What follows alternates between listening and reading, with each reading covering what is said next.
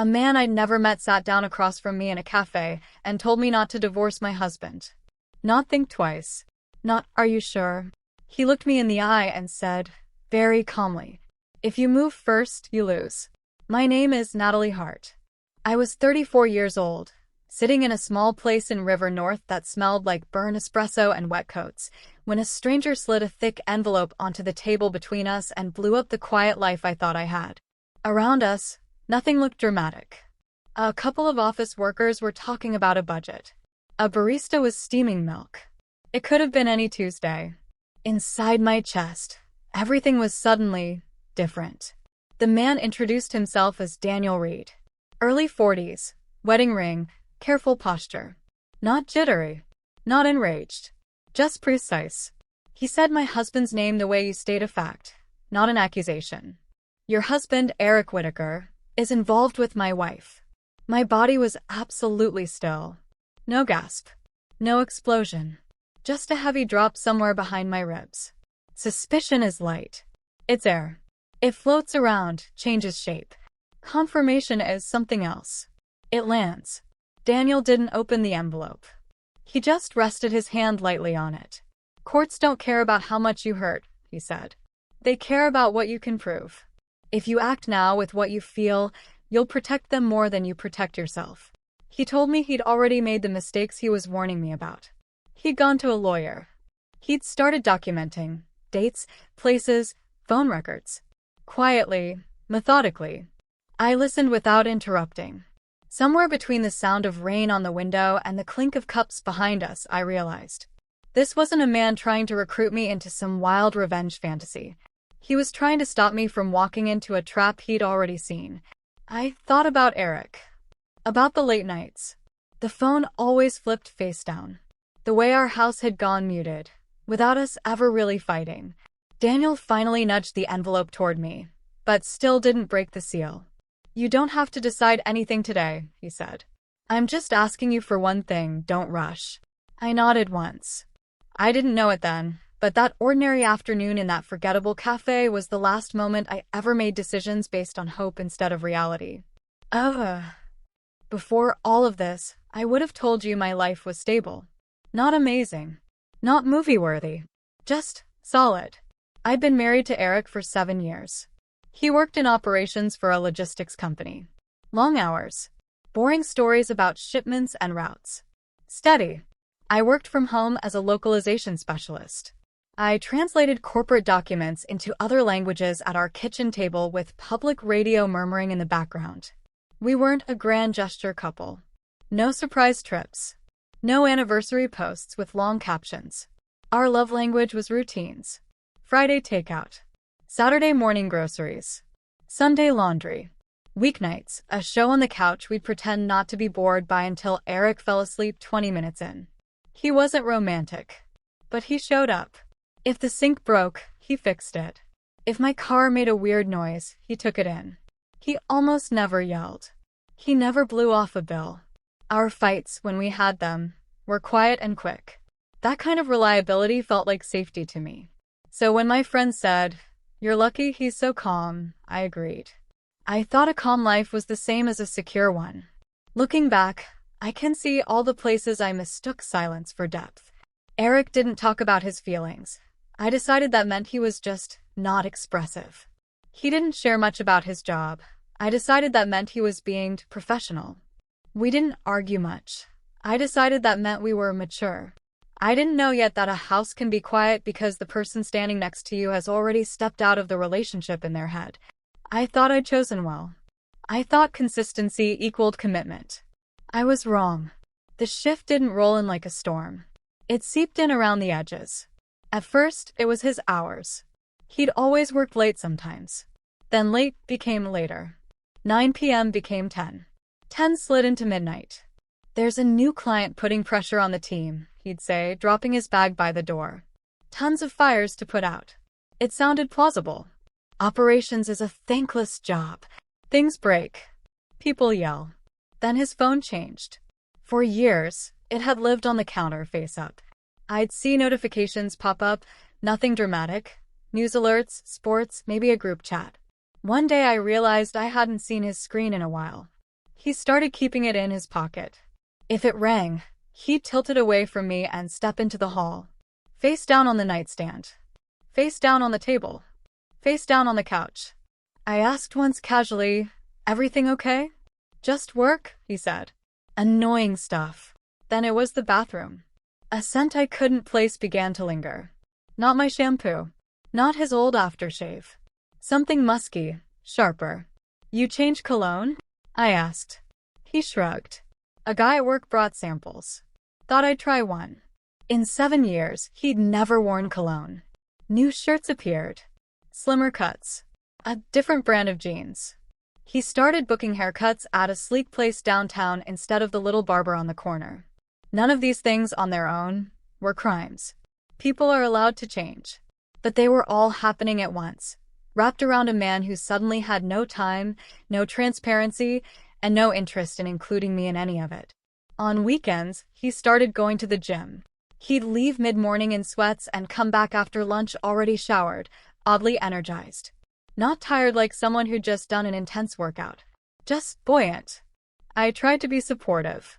I made him protein snacks. I texted, "Need anything while you're out?" His replies shrank. "Fine. Busy. Later." Sometimes he didn't respond for hours. If you've ever lived in a house that's growing colder without a single big fight, you know the feeling. You can't put your finger on a moment. You just know that something you relied on is gone. At night, I would lie in bed next to him, listen to his breathing, and feel further from him than I did when he was across town. I wasn't hunting for proof yet. I was begging for some small sign that I was imagining all of it. But somewhere beneath the noise of "be understanding, don't be paranoid," a very quiet part of me kept repeating one sentence. Something is wrong. The moment everything snapped into focus was a stupidly normal evening. I'd met a friend for dinner near the Loop. We'd grabbed a table by the window, right up against the glass. Rain smeared the streetlights outside into long streaks. Halfway through a story, my friend stopped talking. I realized she was looking past me. I turned my head a little. Across the street, in the glow of another restaurant's windows, I saw him. Eric. He was at a small table by the window of a café I didn't recognize. Relief hit me for half a second. There he is. He's really working late nearby. Maybe he'll text and say, "Want to meet up?" Then I saw her. She had dark hair pulled back in a loose knot and a deep wine-colored coat draped over her chair. They were leaning toward each other in the way people do when they're not bored. When they want to hear every word. Eric was smiling. Not the polite, tired smile he gave my parents at holidays. An easy, unguarded one. The kind I hadn't seen aimed in my direction in a very long time. Everything in the restaurant went quiet.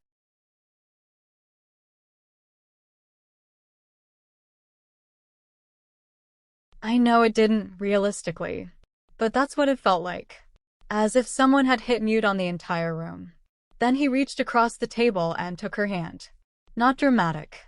Not some Hollywood grabbing kiss. Just fingers sliding over fingers. The unmistakable movement of people who have done that so often it no longer requires thought. I did not jump up. I did not run out. My whole body felt like it belonged to the chair. My friend's hand closed around my forearm. "We should go," she whispered. I blinked hard, nodded. Let her lead me away from the window. Out into the rain, onto the train. I don't remember the ride home. I remember my couch. The framed photos on the wall of trips we'd taken. The 2 mugs next to the sink. The stack of folded laundry I'd put on his chair that morning. Everything looked staged. Like a TV set of a marriage I was no longer actually in. Eric came in after midnight, shaking out his umbrella, talking about some client emergency and how late everything had run. He asked why I was still awake. His voice was smooth. His face open. Lying is easy when you've practiced. I asked something neutral about his day. He answered without a hitch and went to shower. I sat there listening to the water and understood. If I confronted him right then, all I'd get was a performance. Tears maybe. Denials. Some spin. And if he realized what I'd seen, he'd simply get better at hiding. Once you open that door, you don't get to close it again. I needed more than my memory of a moment through a window. I needed something that would hold up when it wasn't just me trying to convince myself I wasn't crazy. So I made a choice that felt almost unbearable at the time. I didn't say a word.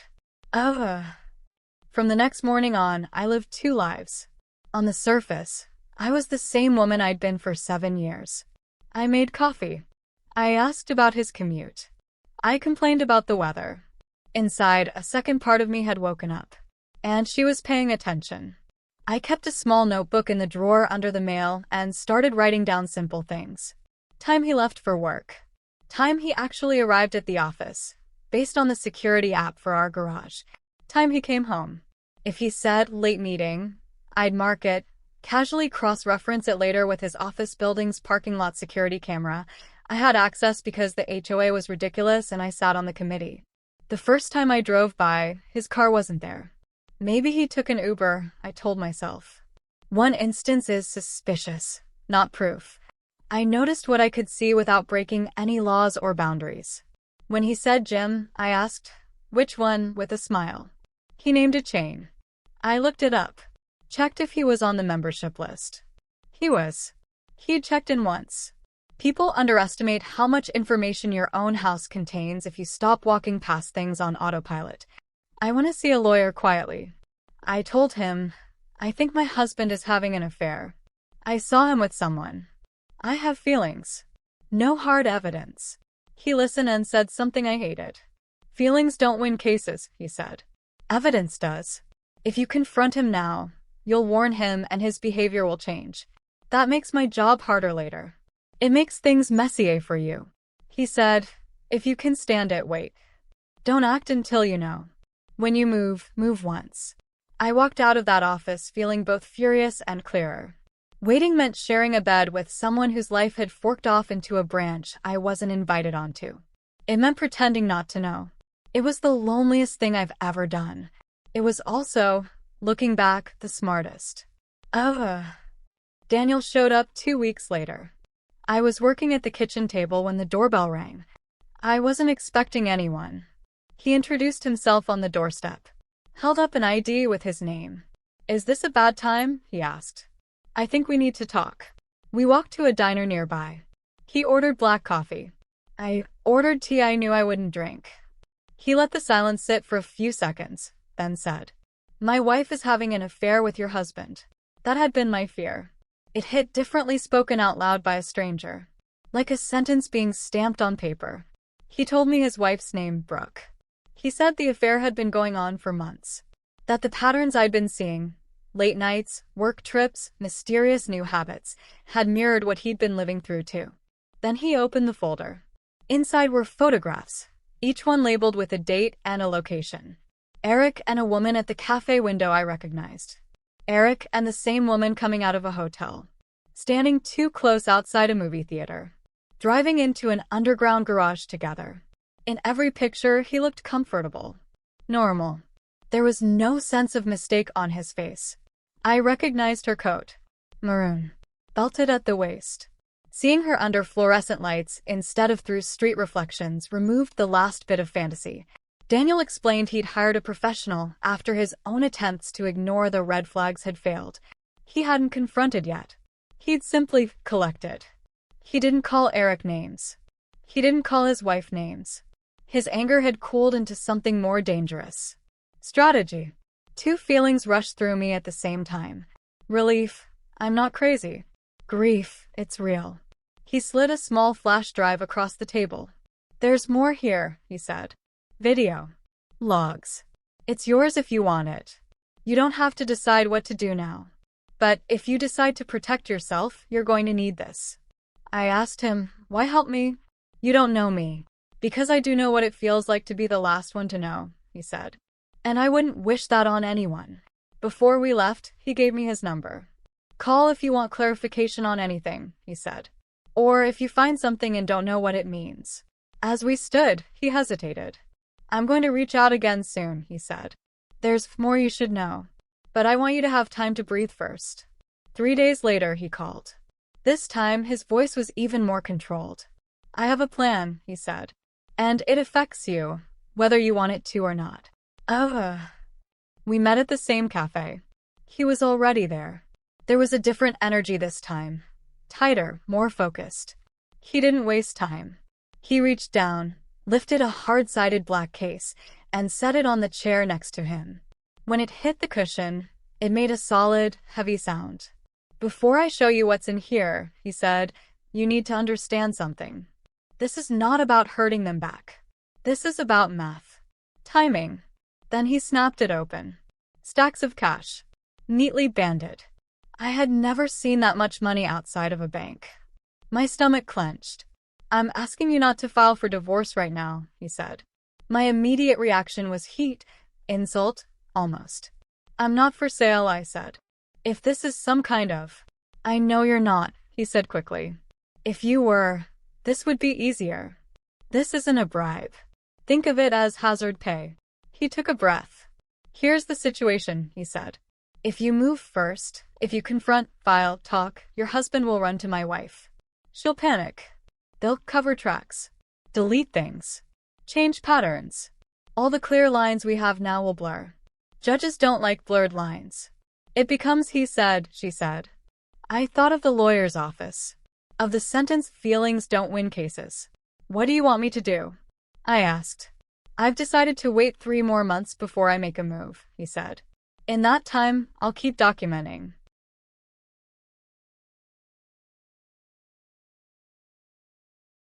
Dates, overnight stays, leases. All above board, all legal. "I'm asking you to do just one thing, don't blow the whistle before that." "How does that help me?" I asked. "Because during those 3 months, their behavior will get bolder," he said. "They already think they're good at this. Give them rope. Let them tie their own knots. And when we pull together." He wasn't wrong. Since I'd seen them in that cafe window, Eric had only grown more relaxed at home. He'd started leaving his phone out again. He'd mentioned guys' trips with a casualness that made my skin crawl. "What's the money for?" I asked, glancing at the case. "For you to be able to make choices without being trapped by panic," he said. "If you need to move out, hire help, pay a retainer, cover a gap, that's what this is. It's not in exchange for silence. It's so silence isn't the only thing you can afford." 3 months felt like an eternity. 3 months of lying next to a man whose second life I now had screenshots of. 3 months of saying, "good night," and then waiting for the front door to click shut when he went to 24-hour gym. I closed my eyes for a moment. I could confront tonight. I could throw the photos at him, demand explanations, watch him stutter, and then spend the next year trying to claw back some stability from the mess. Or I could do the hardest thing I've ever done. Nothing. Purposefully. "I'll wait," I said finally. "Not because of this," I nodded at the case, "but because I want this done right." He nodded, as if some quiet test had been passed. We carried the case out like it contained nothing more than files. It didn't feel like cash in my hands. It felt like time. The next weeks were a study in controlled pretending. On the outside, I stayed exactly who I'd been. I made his favorite meals. I asked how work was. I watched shows beside him. Sometimes I even laughed. On the inside, I took notes. Daniel and I set up strict rules. No emotional commentary in texts. No, "can you believe they did this?" Only data. If Eric said, "late meeting," Daniel would check Brooke's calendar. If Eric said, "traveling to Tampa for 3 days," Daniel would pull her flight records. None of this involved hacking or illegal surveillance. It was astonishing how much 2 careless people left lying out in the open. One day, looking for a water bill in the file cabinet, I found a lease. Evanston. 2-bedroom. Start date 6 weeks earlier. Eric's name alone. No note. No sticky reminder. No explanation. I took photos of every page with my phone, carefully returned it to the exact spot. Later, Daniel confirmed Brooke had changed her mailing address to the same building. Parking logs. Utility activations. Grocery receipts. Cohabitation. Not just bad decisions while drunk. A parallel life. One weekend, Eric mentioned breezily that the commute was killing him and he was thinking of renting something closer to the office just for weeknights. He watched my face as he said it. I smiled like this was the most reasonable idea I'd ever heard. "Do what's best for you," I said. The condo they'd already had for more than a month suddenly had a cover story. The more he thought he was getting away with, the less careful he became. He and Brooke booked a trip to Florida. He told me it was work. She told her office she'd won a sales incentive retreat. Daniel documented everything. Hotel bookings, key card entries, them checking in together, pool bar charges for two. They stopped making it look like an affair. They looked like a couple. Every new piece of proof made my stomach hurt. It also made something else inside me steel itself. Silence, I realized, was no longer passivity. It was strategy. We agreed on a date. A Monday. 10 a.m. Our lawyers would file our petitions within the same window. No warning conversations. No, we need to talk. Just one day. They would both wake up thinking they were juggling two lives successfully. And by lunchtime, both of their spouses would have set the courtroom part of this in motion. Serving someone divorce papers is not nearly as cinematic as TV makes it. There was no dramatic toss across a table. A process server handed Eric an envelope at his office. Brooke got hers at hers. My phone lit up before noon. Natalie, where are you? Eric said when I answered. His voice was tight. What is this? What did you do? I filed for divorce, I said. He started talking fast. We can talk about this, whatever you think you saw. I know about the café, I said. I know about Evanston. I know about Tampa. I know about the lease. I know about the condo association emails. I know who you've been with and for how long and when it stopped being mistakes and started being your life. He stopped. Silence. His face in my mind was still. Something crumbling behind his eyes. And I added, in case you were planning to fix it all with her, her husband filed today too. He inhaled sharply. Daniel, he said like the name tasted bitter on his tongue. I didn't ask how he knew. That night, the house was quieter than it had been in months. Not the thick, uneasy quiet of denial. A clean kind. Like the pause after a door finally swings all the way open. For the first time in a long time, I slept a full night straight through. The legal process wasn't fireworks. It was paperwork. Our lawyers sent documents back and forth. Numbers were suggested, countered, dissected. Custody wasn't an issue. There were no children. Eric asked, through his attorney, for a fair split. He did not use the word sorry. He used words like miscommunication and emotional distance. My lawyer sent over timelines, receipts, photos, copies of the lease, screenshots of overlapping calendar entries, a list of nights where he'd told me he was at work and his access badge had last pinged at the condo. When excuses were offered, they ran headfirst into timestamps. When narratives were floated, it only started recently, it didn't affect the marriage. They collapsed under the weight of actual dates. The judge didn't comment on morality. He didn't care who cried more. He looked at contracts we'd signed, at our finances, at the way shared assets had been used to support a second residence without my knowledge or consent. The settlement reflected that. This wasn't some Hollywood revenge fantasy where I took him for everything. It was more precise. The court acknowledged harm. That harm, and the deception surrounding it, shaped how the marital pot was divided. Eric left with less than he'd planned on. I left with enough to start over without fear. Shortly after, he came by to get the last of his things. The conversation we had in the hallway was short. I'm sorry, he said. I believe that you're sorry now, I replied. But I don't think you were sorry when it would have still mattered. We're both free. Let's not drag this out. He nodded. No big declarations. No, maybe one day. Just two people who had finally stopped pretending they'd been standing in the same place. In the months after, my home changed. Not in huge, cinematic ways. I repainted one wall. I got rid of the couch we'd spent 1,000 tired evenings sunk into. I moved my work things from the kitchen table to a small desk by the window that looked out over the street. For a while, every time my phone buzzed, my body braced. Then, gradually, the pattern of my days stopped being organized around someone else's lies.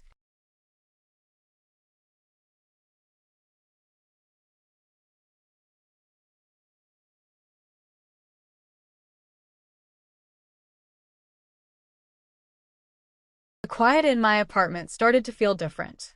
Not the tense silence of waiting for the other shoe to drop. The easy silence of not needing to explain my every move. I thought a lot about what I wish someone had told me earlier. Things like, pay more attention to what people do than what they say about themselves. If something feels off for a long time, it probably is. Don't confront in the heat of confusion. Confront when you're calm and prepared. Protect your access to information, bank accounts, leases, documents, before you need it. And maybe most importantly, not reacting is not the same as doing nothing. Sometimes the strongest thing you can do is buy yourself time. The story Daniel and I ended up living through wasn't about burning everything down around our spouse's ears. It was about refusing to let two people's selfishness rewrite our lives on their terms. He and I spoke one more time after all the dust settled. He said there wasn't much joy in it. No real victory lap. Just relief. And a kind of cautious hope. He sent me a photo a year later of a hiking trail, his shoes in the foreground, captioned, "First vacation in a decade where I don't have to check anyone's schedule but my own." I sent him a picture of my new little office, secondhand desk, plant in the corner, a sticky note on the wall that just said, "Evidence emotion." If any of this sounds like something you're living through, even vaguely, please hear this. Patience doesn't mean acceptance. Waiting doesn't mean you're weak. Sometimes it means you're choosing to move once, decisively, instead of 100 times in panic. This isn't a revenge story in the explosive sense. It's a story about self-respect with a paper trail to back it up. I didn't win because I suffered longer. I walked away intact because, for once, I let my head lead instead of my hurt. If this resonated with you, share it with someone who might need to hear that quiet doesn't always equal powerless. Tell me in the comments where you're watching from, and be honest. Would you confront right away? Or would you force yourself to wait and collect proof first? Subscribe to The Art of Revenge if you want more stories about quiet strength, real consequences, and starting over with your eyes wide open.